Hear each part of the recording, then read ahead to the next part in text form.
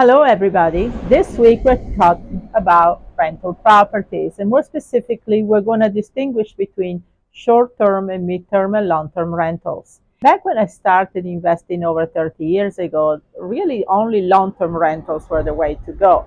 There were some short and mid term were considered more like corporate rentals, but nowadays, when we talk about short term rentals, we're talking about Airbnbs, right? A lot of you know about that. Now, as far as midterms are concerned, that's more from 1 month to a year. That's more for like traveling nurses or even corporate where people need more of a midterm rentals. And then long term, of course, is a year plus. But now let's talk a little bit about the pros and cons for especially between short-term rental and long-term rental. Also make sure you download the PDF that we shared with you a couple of days ago that goes a little more specifics. It gives you some templates and some other information that we don't have the time to go over during this particular live. So let's talk about short-term rentals, which is like Airbnb, VRBO, and some of the other websites popular out there. So what are the pros of short-term rentals? Well, first of all, if you can do short-term rentals, depending on the area, usually you're going to get larger income for the property than if you would do a long-term rental on that property, right? Usually a rule of thumb is that you should have 3 to 4 times the rental income from a short-term rental that you would do on a long-term for the same property. Then the other thing is because it's treated more like a hotel type rental, you don't have a lot of the worries or scenarios that you end up with long term, meaning have to worry about the tenants, evicting the tenants, and so forth.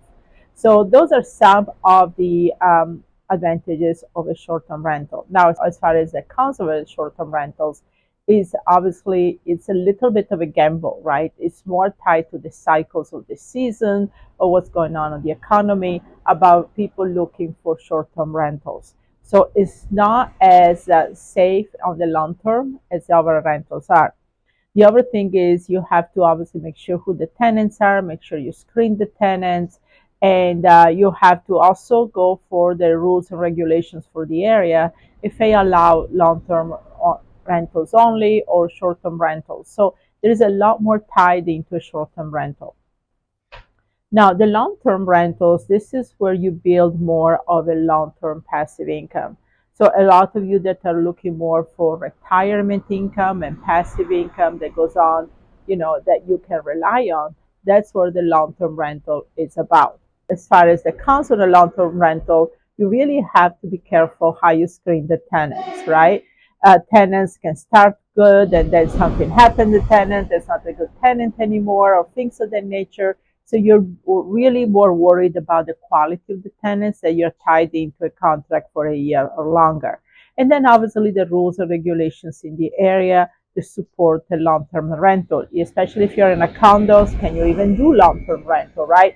Or things of that nature. So that's one of the pros and cons between short-term and long-term rentals. Now let's talk a little bit about analyzing deals and give you some rule of thumbs here. Like I said, usually for short-term rental Airbnb, you want to make probably at least 3, 4 times what you make on the long term. So one of the rule of thumb that are also looking for short-term rental is that 3 weekends a month should pay for all the expenses tied into that rental, your mortgage, insurance, overhead expenses, and then anything else that you rent during the month, that's your profit. So that's one of the rules of thumb on short-term rental. On long-term rental, I'm looking more at the cash flow. Okay, I'm looking at more the consistent cash flow that I make every month. And one rule of thumb that I have personally is that I want to make anywhere from $250 to $400 per door. Meaning, if it is a single family, usually I like a single family to make it closer to the $400 per door. If it's a 2 families, $500 to $800, 4 family, $1,000 plus, and so on. So you're looking really the passive income. So that, for example, if you want to create $10,000 of passive income from rental property, that would be 40 doors if you go for the 250, or would be 25 doors if it was for 400, right?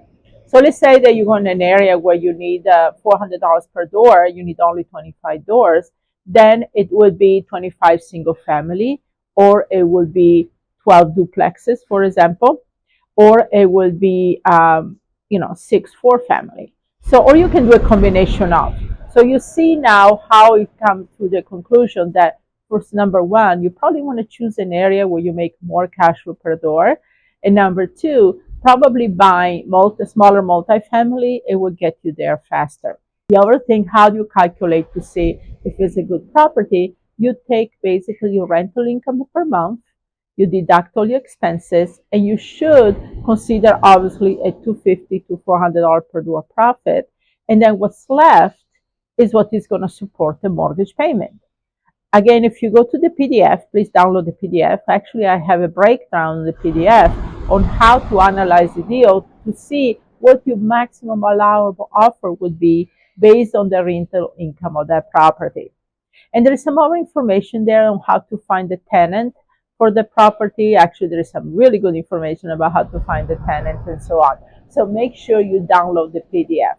But just wanted to give you a little bit of a summary here.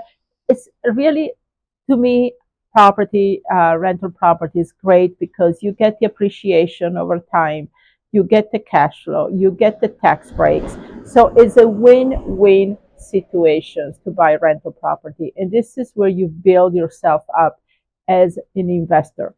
Passive income rental property has been the go strategy for real estate investing. So hopefully this will give you a little more insight into the rentals, and I look forward for any of your comments or feedback on this video and the PDF. Have a great week.